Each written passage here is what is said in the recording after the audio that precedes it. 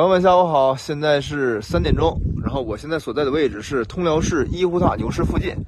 这个牛场大家还眼熟吗？这个是上个月的12号，我和于双双我们两个来到这儿给送的第一车料，然后给称的牛。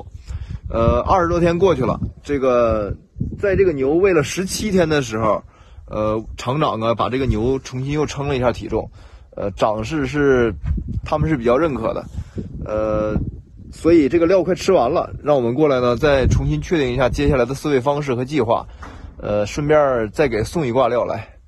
这不我跟强哥我们两个今天下午才过来。这个牛场一共是600多头牛，大一点的就这样的1000多斤的，小一点的400、500斤的，然后还有500、600斤的母牛，还有一部分。牛场里的将近700头牛全部是散养的状态。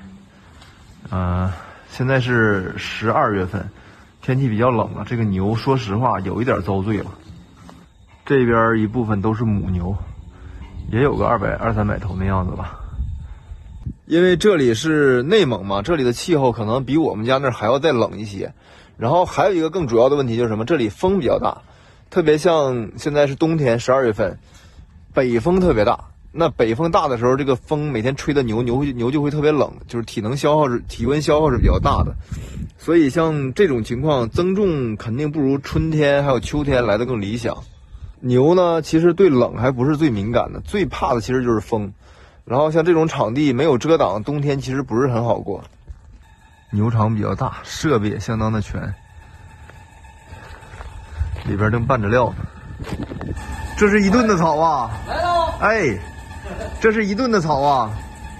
得吃这么多呀？到底是牛多呀？我们这个料只有这点了，还能有个2吨。得送过来，不送就没有了，断料了。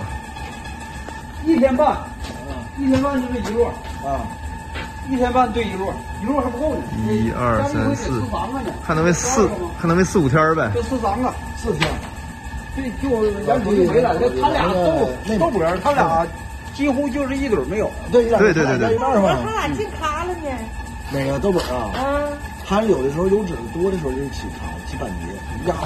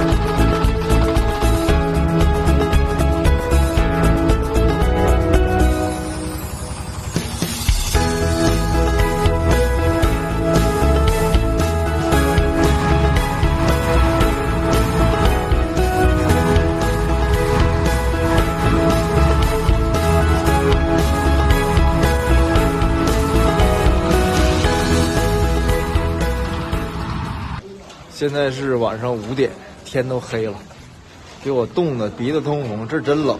这个冷跟我们家那冷还不太一样，可能看这个温度没差几度，但这明显体表温度比我那低不少。